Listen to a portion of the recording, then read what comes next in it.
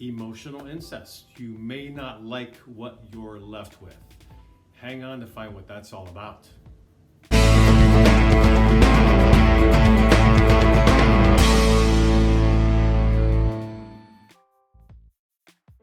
Okay, I was driving up to my therapist appointment just a few days ago, and still at my age working on issues that stem from being a victim of emotional incest myself, that I still have to work on these issues. I'm doing much better over the years, of course, made lots of progress, and now I'm a therapist myself, but it still takes ongoing attention in therapy so I don't sink down into the sinkhole of some of the feelings and victimization and emotional traumas that I have had in my life that were a result of emotional incest. So what that means is I came up with the idea for this video, which is you may not like what you're left with, which is during the formative years when the emotional incest is happening, and I'll speak to my experience directly, it can be fantastic. Now what I mean by that is you're quite young.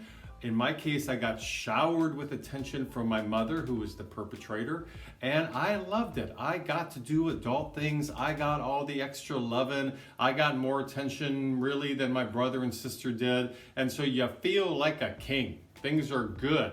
Life is good because you feel like you have that extra protection. You're not aware that this is setting you up for a lot of emotional problems down the road later in life.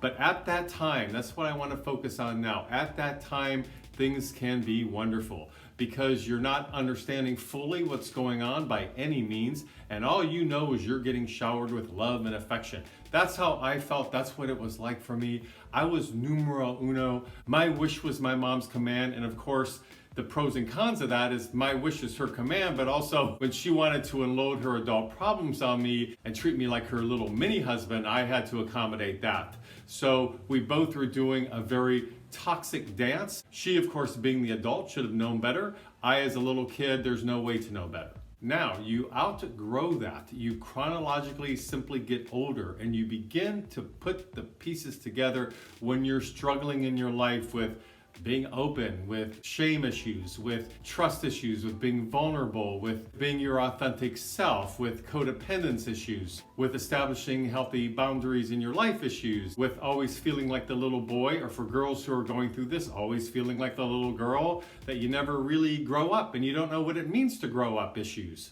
with rage and anger towards the offending parent that you're not quite in touch with yet, but it's going to come out later issues, and issues regarding your own identity which has been thwarted, your identity development, and those are big issues in your life that you have to deal with at some point. So later in life, you're left with, it's popping the balloon and it fizzles out and there's nothing left. Because now you're older, either you've moved away from your parents, hopefully, or maybe your parents have passed on, they're gone. You are now left with your life, your foundation, and now you get to clearly see the lack of the foundation because it was thwarted with the emotional incest. You didn't get a proper chance to grow up in a healthy way. So what you're left with are a lot of emotional problems that, like what I mentioned earlier, you have to work on in therapy if you're going to overcome them. A lot of it involves setting up healthy boundaries and expressing yourself in an honest way. You're left with the saying that comes to mind is the emperor has no clothes, where this thing that you thought was wonderful, that you believed in when you were young, you find out was this big fallacy. It's like pulling back the curtain on the Wizard of Oz and finding out there's really nothing there. It's just all huff and puff.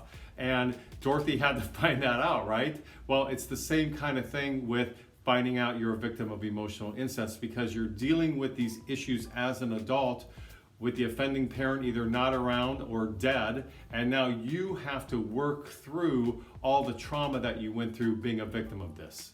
So why am I making a video about this? It's for you parents who may be watching this out there, perhaps, who are doing this to your children. You need to stop. You are really hurting their life long term. And also it's to advise kids who are growing up or adults who are in the process of understanding this, that there is hope, but you have to work on it. And it's going to take you on your own to work on it. And that's what's so different from what we went through as kids, right? Because as a kid, we always had that thing to fall back on, which is mommy or daddy. We had that as a crutch, so to speak. But you get older and the crutch is not there anymore, and the crutch should not be there anymore. So you need to get away from the crutch, but you're left with just you and you don't know who you are. You haven't had the time or the ability or the understanding or the insight to understand what identity development is all about. All those stages that kids go through normally have been eradicated because of being a victim of emotional incest. So this video is just to tell you parents out there who are doing it, be aware of the damage you're causing. And again, for anybody who's a victim of this, there is so much hope, but keep on plugging away with your therapy, keep working on it, get in touch with your feelings, especially the anger and rage towards your parents, or guilt for even feeling that way, or the shame you have about how you're raised, because it affects us all so differently. So just be very aware. Please leave me some comments below. I'd love to hear from any of you who are victims of emotional incest, what it's been like for you as you've grown up. Please subscribe to my mental health YouTube channel if you like these kind of videos. And until next week, this is Brad Shore signing off from Ask a Shrink.